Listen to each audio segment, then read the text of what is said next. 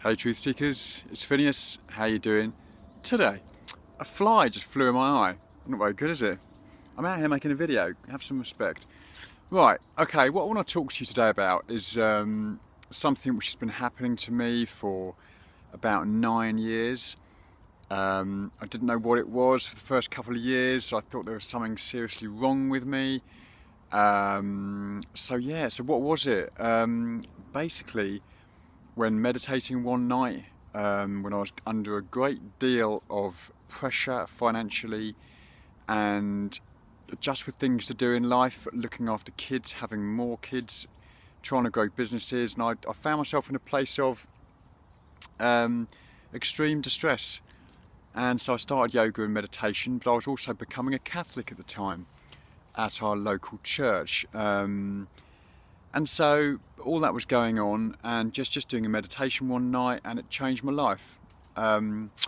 What happened to me that night is that I accessed something which I can't justify with words anymore. It was like a mystical experience, one of light and love, and of just huge masses of light. It was like a road to Damascus moment that St. Paul had.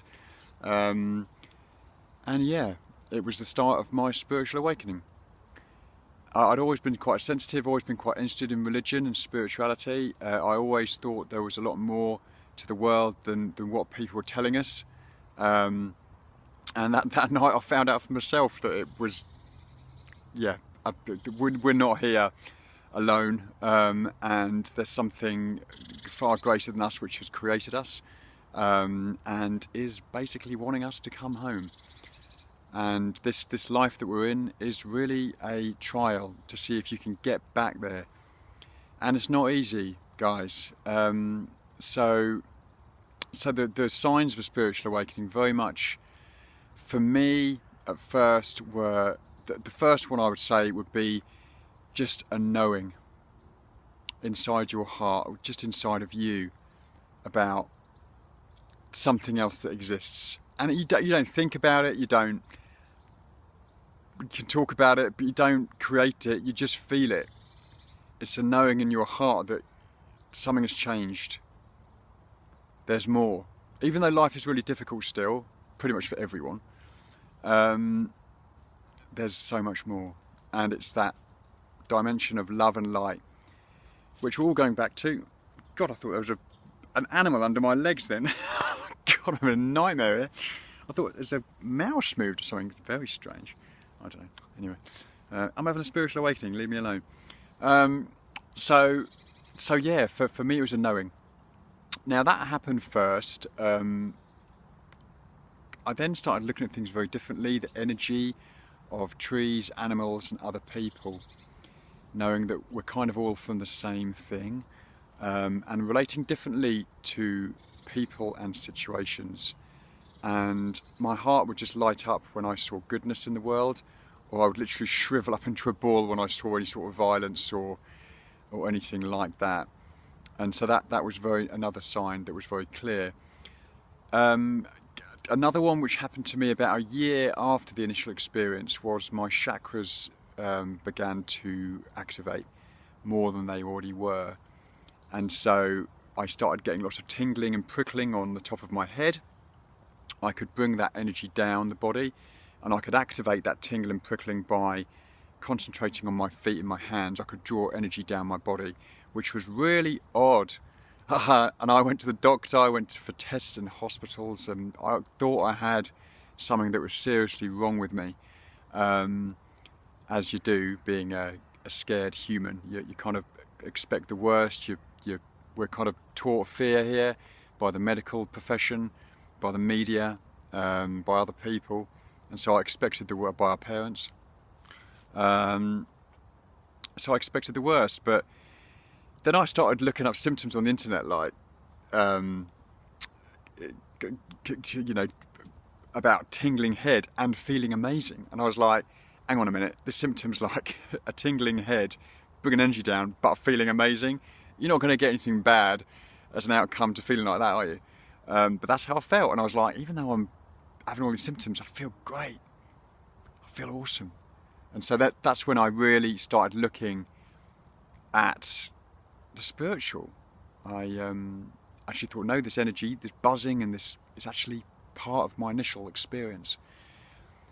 That was very much a beginning for me of really researching the spiritual awakening, what was happening on a planetary basis.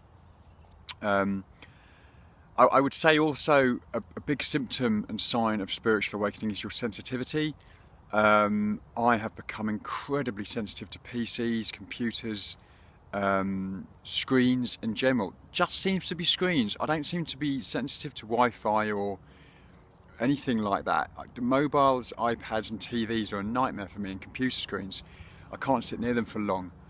That could be kind of intertwined with another issue, such as adrenals or toxins or parasites, maybe still, but I've done a lot of cleansing. So yeah, I think it is a sensitivity. The guru that I work with, the chap that I work with, Dr. Wilson, Dr. Lawrence Wilson, who runs Nutritional Balancing, he has had a similar awakening, and he also reports high sensitivity to PCs, mobiles, and even cars, and that sort of thing. So that's a really annoying symptom, actually. But I guess what it's trying to do is tell you what's bad for you, what's bad for your aura, what's bad for your energy, and those things really are. They're like emitting radiation. And so I guess my sensitivity to those things is good, even though I find it really annoying because I've got to use them all day, and I'm looking at one at the moment. Do you know what? If you're an entrepreneur and you're really technical, can you please invent TV screens and PC screens and mobile screens that people aren't allergic to? People like me, I really struggle, and you'd have billions of pounds if you did that. So please invent one. So yeah, that was a sign, big sign for me. A change in direction of life was really for me also, and I still think I've got to take another direction at some point. You feel differently about everything. You feel differently about friends. You feel differently about family. And I've tried to tell my family about what happened to me, and you don't really get very far. I can't really relate to my old friends anymore because I've changed completely. I still keep in contact with people, but really, you know, I'm not into drinking anymore. I'm kind of into the purity of holding that energy, and my love for my body is more important than doing that stuff. But I've completely changed my friends and family. Well, that's not my family, my friends. Sorry, Mum. But I can relate to my family in a different way now. I think I can express more love towards them, more real love than I did before. But as for friends, that can be difficult because you can kind of lose friends, right? You don't need to keep them. And so I'm very lucky to have found people that kind of relate to what, you know, is happening to a lot of people in life, like spiritual awakenings, and you know how important it is to keep your diet clean and detox. So that was a big one for me. Just you change inside out, you change completely, and you have almost divinity inside of you, and that kind of it's almost your true self, where it is your true self waking up, the real you, not the old you. So, you know, for support during it and what you need to be doing, you need to be doing a lot of this, a lot of grounding outside. You need to keep your diet clean. You need to find good energy healers if you can, and you've got to try and release fear and all those emotions like anger. They will come up when you're awakening, and they'll be really discreet and subtle. And so sometimes things can happen to you on a spiritual awakening path where they're meant to happen to you because you're meant to get scared, you're meant to get angry, because the universe wants you to release that hidden fear inside of you. So I played the victim for many years where things were happening to me, and I would kind of blame the victim, go, that shouldn't happen to me. But really, I think all that was happening was the universe was saying to me, Will, Phineas, mate, you've got to deal with it. There's a situation. Feel the fear, feel the anger, let it release through yourself. So when you go on a spiritual awakening path, you will feel very anxious, angry, fearful. You're meant to. Those fears are meant to be coming up because you can't change who you are without those fears coming up. So yeah, it's not an easy path at all. And if you're going through a spiritual awakening, I'd love to hear from you. I'd love to hear about your experiences, how you get along, what helps you. What I haven't found helpful is going to the doctor because they don't understand anything about this sort of thing. They'll think you have a psychosis or something, but you just know that you know more than they do, and just know that they're souls as well that need to awaken as well. But it's not an easy path. I've heard people compare it to kind of Harry Potter before, where Harry Potter basically had no support really. He kind of had to do everything on his own, even when people disagree with him, he had to keep on going, and it does feel like that. You do feel alone. I'm lucky to have an amazing wife and amazing children who have been very supportive of the whole thing and understand it now because I've talked so much about it every day.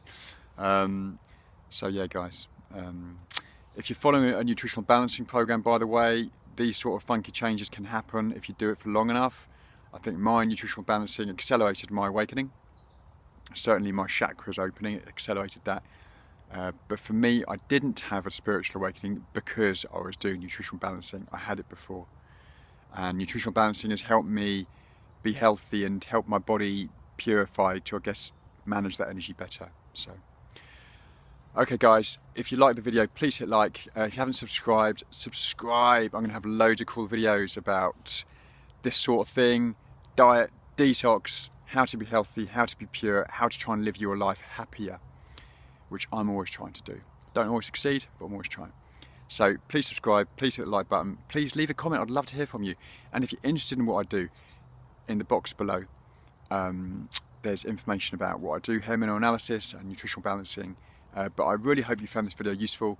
I really only make these videos to try and help people. If I help one person with my videos, that is my job done. So, love you all, guys.